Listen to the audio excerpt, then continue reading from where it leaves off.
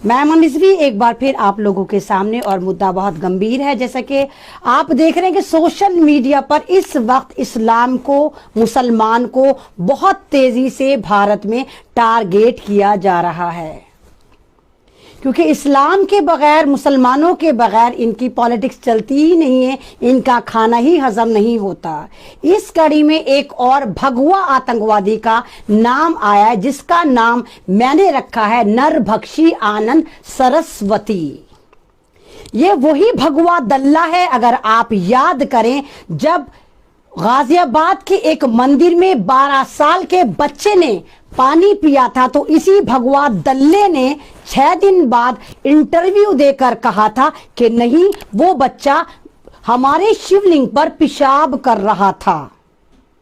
यानी कि बच्चा जब मारा जाता है, पूरी दुनिया में वीडियो वायरल हो जाती है, और ये नरभक्षी आनंद सरस्वती जो अपने आप को सो कॉल्ड महंत कहता है, 6 दिन बाद इसके दिमाग का ढक्कन खुलता है, स्क्रिप्ट लिखवा कर लाता है गुफाओं से, और कहता है कि नहीं, ये बच्चा मंदिर को अपवित्र कर रहा था।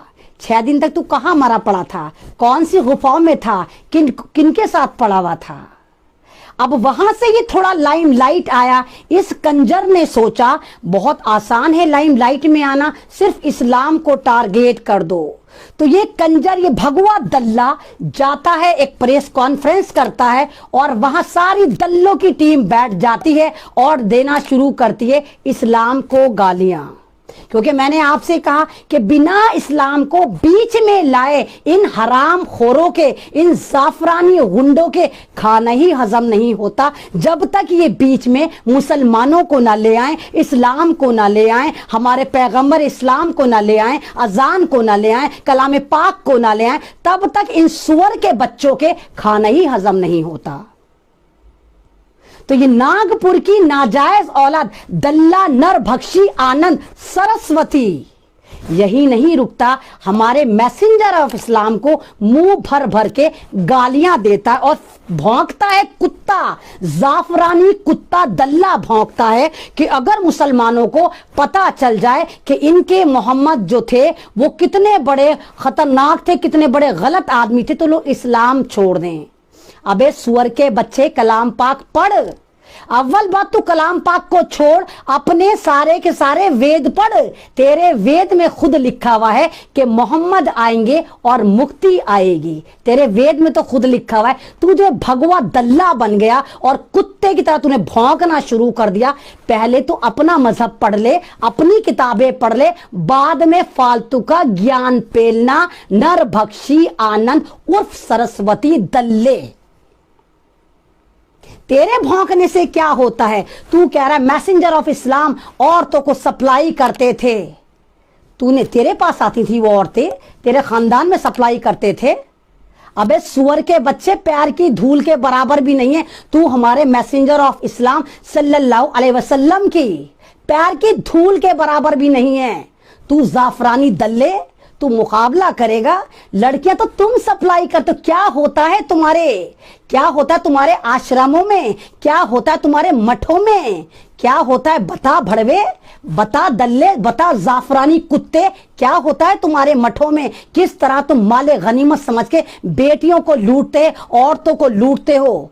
तुम तो इतने बड़े वाले जाफरानी कुत्ते हो कि कुआरे बन जाते हो, लेकिन उसके बावजूद भी रोजाना 85 लड़कियों को तार तार करते हो, उनका बलात्कार करते हो और कहते हो हम तो महंत हैं, हम तो बाल ब्रह्मचारी हैं। तुमसे बड़ा कुत्ता कोई हो ही नहीं सकता। तुम्हारे आश्रमों में लड़कियां सेफ नहीं, मठों में धंधा होता है, खुला खुला धंधा होता है। कभी हमने बोला इस वाली बात को? अगर हम चुप हैं, हमारी चुप को हमारी कमजोरी बिल्कुल ना समझा जाए, क्योंकि हम एक खुदा वाले हैं। हम तुम्हारी तरह नहीं है जिसको देखा भगवान बना लिया और पूजना शुरू कर दिया। चाहे वो ठरकी अमिताभ बच्चन हो, उसका मंदिर बना लिया, चाहे वो आवारा बलात्कारी मिथुन चक्रवर्ती हो, उसका मंदिर बना दिया, चाहे वो हमारा गुजरात का कातिल, तुम्हारा भक्तों का भगवान मोदी हो, उसका मंदिर बना लिया। तुम हो कौन? तुम हो कौन? तुम्हें तो इतने इतने तो भारत में दुनिया में दिन नहीं होते जितने तुम भगवानों को पूजते हो। तुम्हें तो खुद नहीं पता कि तुम्हारे भगवान कितने हैं। पता है तुम्हें?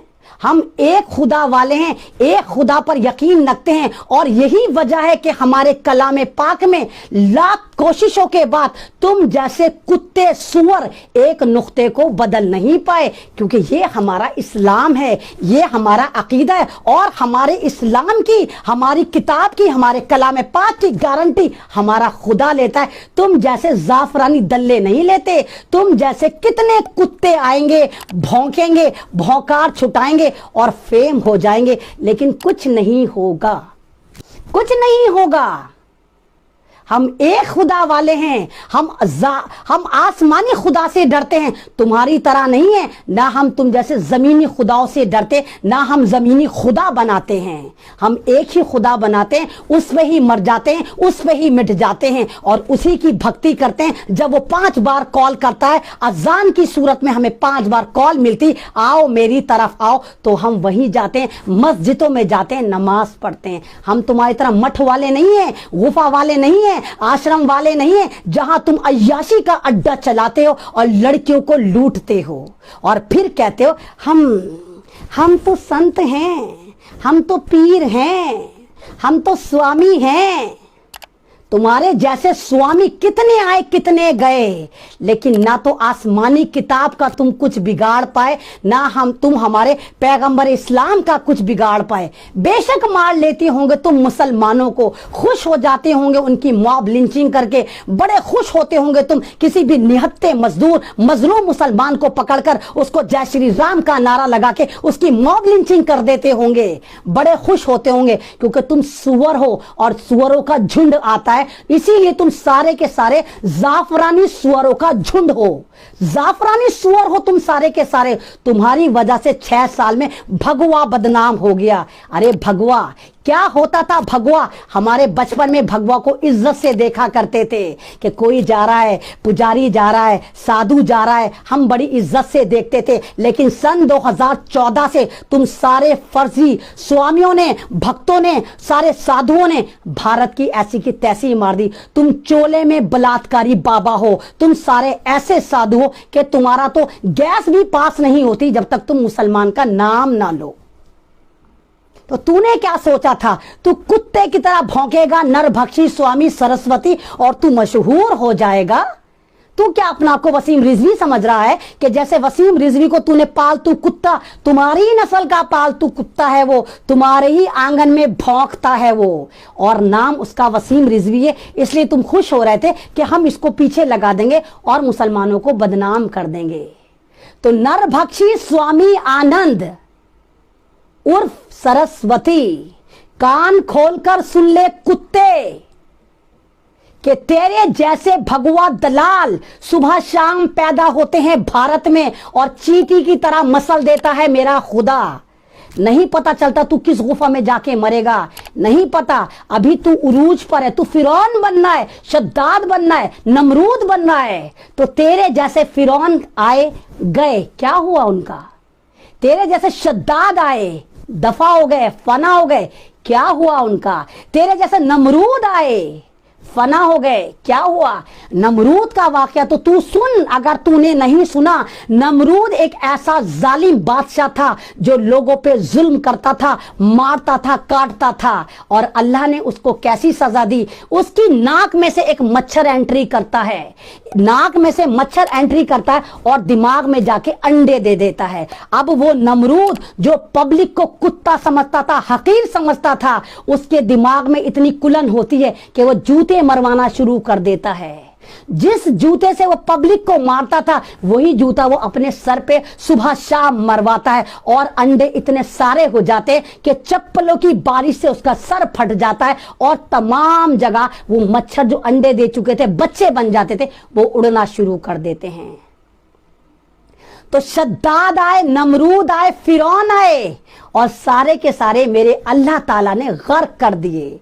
तो नरभक्षी आनंद, सरस्वती, तेरे जैसे सुअर भी कितने आएंगे, भगवा दलाल भी आएंगे, लेकिन ना तो इस्लाम का कुछ बिगाड़ पाएंगे, ना हमारे मजहब का कुछ बिगाड़ पाएंगे, ना हमारे कलाम पाक का कुछ बिगाड़ पाएंगे, ना हमारे मैसेंजर ऑफ इस्लाम का कुछ बिगाड़ पाएंगे।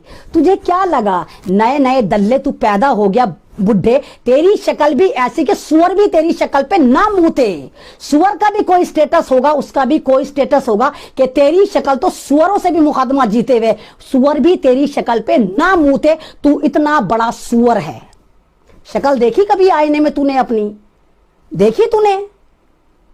तुझे क्या लगा कि ये तेरी पहली कोशिश है कि तू इस्लाम के नाम पे पॉपुलर हो जाएगा? तेरे से पहले कितने आए? तुझे क्या लगा इजराइल जो सबका बाप बनता है, क्या वो कोशिश नहीं कर रहा? क्या वो लगातार कोशिश नहीं करता होगा कलाम पाक को बुरा कहने में, कलाम पाक को चेंज करने में, इस्लाम को टारगेट करने में? क्या कामयाब हुआ वो? अबे तू तो गुफा का पुत्र है बावले, तू तो गोबर भक्त है। इजराइल को देख कितना डेवलप कंट्री है, दुनिया की 80% मईशत इकोनॉमी उसके हाथ में, उसके बावजूद इजराइल इस्लाम का बाल बाका नहीं कर पाया। तो सुअरों के झुंड के सरदार नरभक्षी आनंद सरस्वती, तूने कैसे सोच लिया कि जो काम इजराइल नहीं कर पाया पूरी दुनिया चूतड़ों तक जोर लगाकर बैठ गई, नहीं कर पाई इस्लाम के खिलाफ, तेरे जैसा भगवा दल्ला कर लेगा वो काम?